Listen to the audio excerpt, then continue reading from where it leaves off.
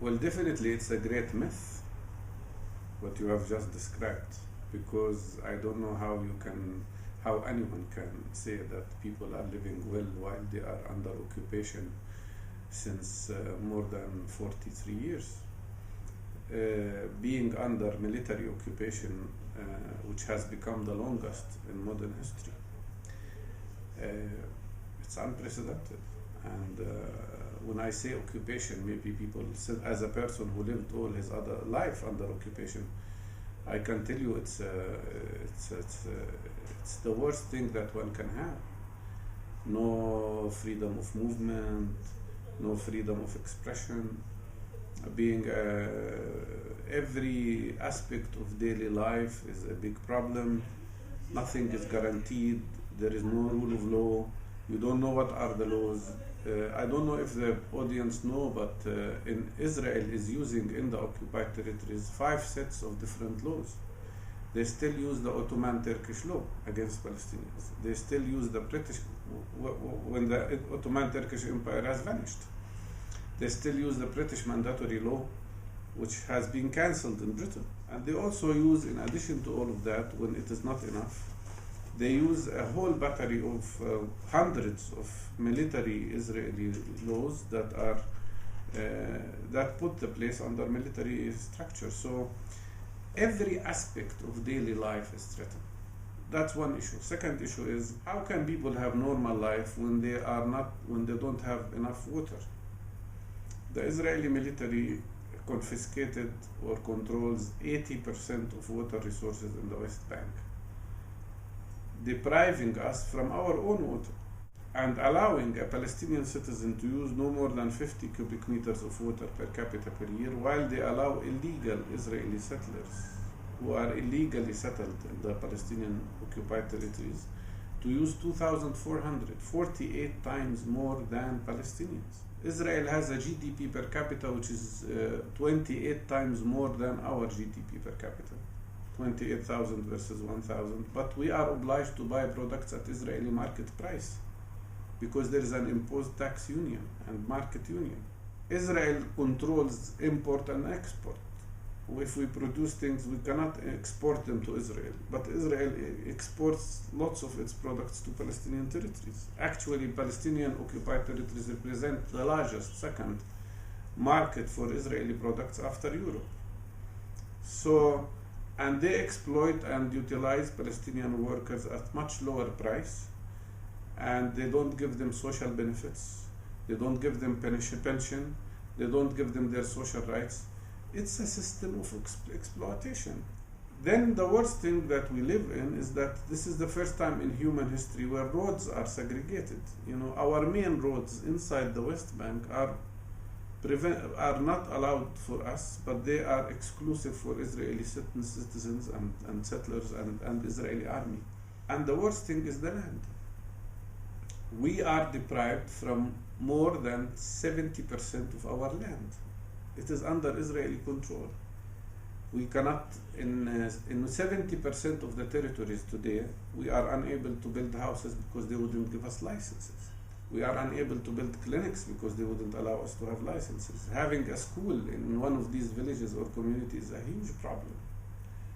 Add to that the problem of Jerusalem, where people are, imagine a country, suppose, God forbid, France occupies a city like, let's say, a city in Germany. Stuttgart. Let's say Stuttgart. And France, after occupying Stuttgart, declares that all the residents of Stuttgart are now not original residents, but they are temporary residents in their own city, Stuttgart. And then they make on them, and then oblige them that if they leave to study or to work somewhere else for 5 years, they lose their citizenship. They have to prove every year that their children are in schools inside the city, that they are paying taxes. So many laws, while any Jewish person from anywhere in the world, somebody who lived in Siberia all his life, he and his family for hundreds of years, or in New York or somewhere else, can land in this place and immediately have citizenship and immediately can live in Jerusalem or any place in the occupied territories with full citizenship. What kind of system is that? We call it apartheid, we call it racism, and they get angry at us. But then I ask anybody, I challenge them, give me a different name for this system if it is not apartheid. So I believe when they speak about economic prosperity in Ramallah, I mean, this is just a bubble. How can we speak about economic prosperity when more than 25% of the people are unemployed? When more than 60% live below the line of poverty? When ordinary citizens do not have access to proper medical and health care or proper quality education? I think we have been deprived not only from our rights, not only we've been pushed into poverty, but actually we've been deprived from the right to development. Mm-hmm. Even I am a part of an organization which has voluntarily created a voluntary movement to help people with health care. We created clinics when Israel was collecting taxes and not giving it to us. We volunteered to help people by creating primary healthcare centers.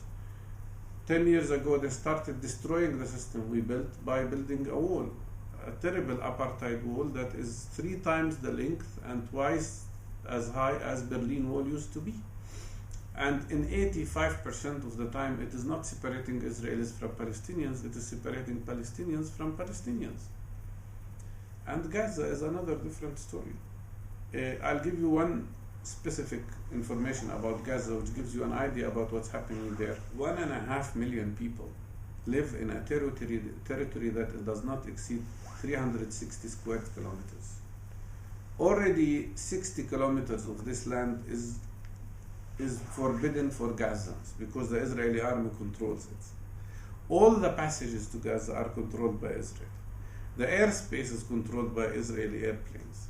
The sea is controlled by Israel. Fishermen cannot go and fish deeper than 3 miles into the water. If any of them crosses more than 3 miles into the water, he will be shot at, and many were killed. But the most dramatic situation is that in the whole of Gaza Strip today, there isn't any place where you can have drinkable water that is healthy according to World Health Organization standards. The water is totally polluted or totally salinated. And imagine 1.5 million people practically living in a prison, deprived of water. What I see and what makes my heart ache is that these 1.5 million people are subjected to gradual, long-term damage to their kidneys, to their livers, to their whole body because of the water pollution and contamination. I don't think anybody who knows the situation, who has the knowledge, and has a very basic instinct of humanity will say anything but Palestine today is the place where the utmost possible amount of injustice is practiced by the Israeli occupation.